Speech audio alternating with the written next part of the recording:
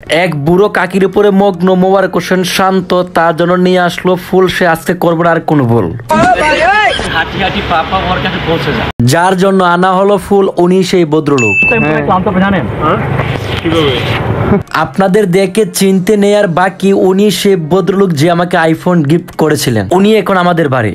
আসসালামু আলাইকুম গাইস, দিয়েছিলাম যেমন কথা আজকে খুঁজে বের করো তার সত্যতা। আমি আপনাদেরকে আইফোন ব্লগটার মধ্যে যেমন কথা দিয়েছিলাম যে ভাইয়াকে আমাদের বাসা ইনভাইট করে আসছিলাম, উনি আমাদের বাসায় আসবে, তাই ওনাকে নিয়ে আসার জন্য আমি মোবারক হোসেন শান্ত এবং জামাইরাকে পৌঁছে যাই এয়ারপোর্টে।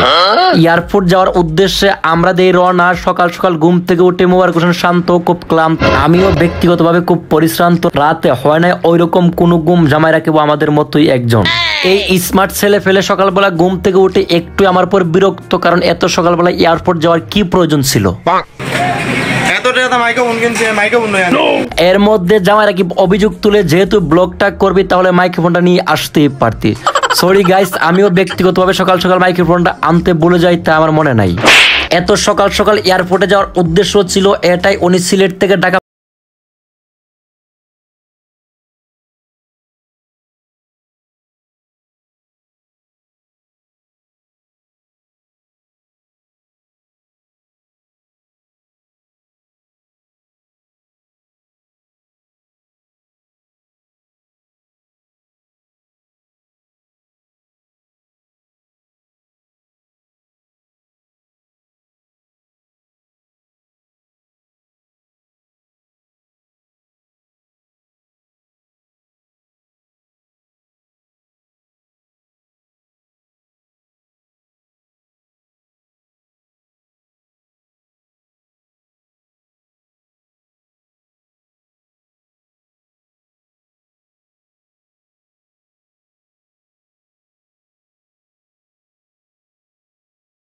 টিকটক কিংবা ভিডিও করা ট্রাই করে, এমনকি ফেসবুকে স্ট্যাটাস দিয়ে বলে আজকে একজনকে প্রপোজ করতে যাচ্ছি।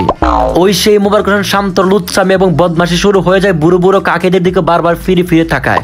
দুঃখ হলো সত্যি আজকেও তাকে দেয়নি কোনো মেয়ে চান্স। তার ওইসব লুচ্ছামি এবং শেষরামি নিয়ে কথা বলবো আরেকটি ব্লগে। আজকে এই ব্লগে এই পর্যন্তই থাক। সো গাইস, আমরা এয়ারপোর্ট যাওয়ার পথে একটা বিআরটিসি বাসে ওঠার চেষ্টা করে ভাবলাম যেহেতু বিআরটিসি বাস বিরতিহীন চলে, ওই বাস দিয়ে একটু আগেই যাওয়া যাবে।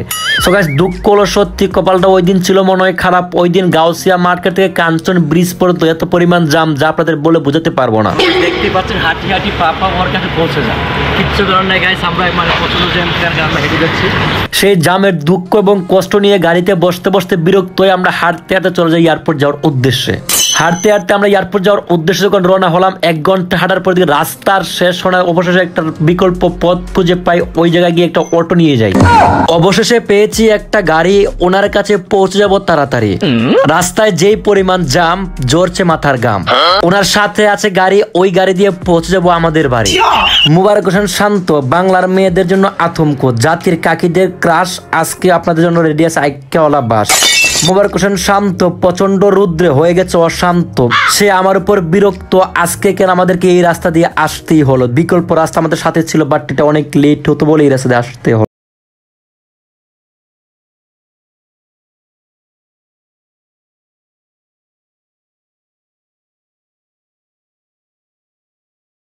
চড়তে চড়তে পায়ের গাম পড়তে পড়তে খিদে লেগে যায় পেটের মধ্যে, প্রচন্ড ক্ষুধা নিয়ে পৌঁছে একটা দোকানের মধ্যে। ওই দোকানের মধ্যে পৌঁছে গিয়ে আমরা সিঙ্গারা খাওয়ার চেষ্টা করি, মনে প্রাণে আশা করতে থাকি ভাইয়া তো খুব শীঘ্রই পৌঁছাবে আমাদের কাছাকাছি। সো ভাইয়া কাঞ্চন ব্রিজে আসার আগে আমরাই পৌঁছে যাই। এসে আমরা রেস্ট করে কিছু খাওয়ার চেষ্টা করি।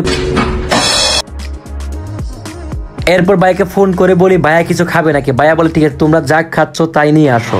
তারপর আমরা সিঙ্গারা এবং কিছু ঠান্ডা পানি নেওয়ার চেষ্টা করি।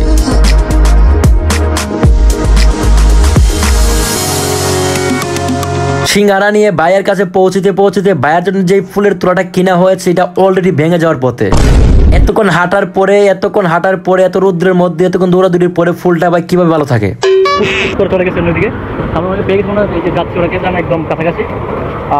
তো দেখেন ভাইয়াকে দেখেন। যাই হোক, তারপরে অবশেষে ভাঙা ফুল দিয়ে ভাইয়াকে স্বাগতম জানানোর চেষ্টা করলাম। তারপর ওনার গাড়ি দিয়ে আমাদের বাড়িতে আসার চেষ্টা করলাম।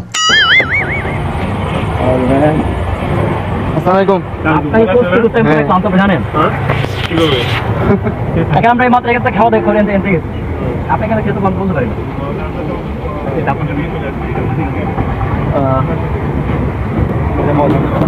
আমাদের বাড়িতে আসার চেষ্টা করছি, কথাটা ছিল যে এরকম সহজ ভাই, দুঃখ হলো সত্যি ভাই। রাস্তায় ছিল এই পরিমাণ জাম, ওনার গাড়ি দিয়ে আসতে লেগেছে মিনিমাম 2 ঘন্টা।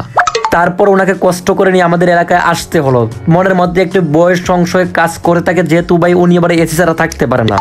আজকের ওয়েদারটা এই পরিমাণ গরম, আমি লজ্জা পাবো চরম, কারণ এই গরমের মধ্যে ওনাকে আমার বাড়িতে আনা উচিত হয় নাই ভাই। এক কথা বলতে পারেন গরিবের বাড়ি হাতির পাড়া, উনি এসি ছাড়া এক মুহূর্ত থাকতে পারে না।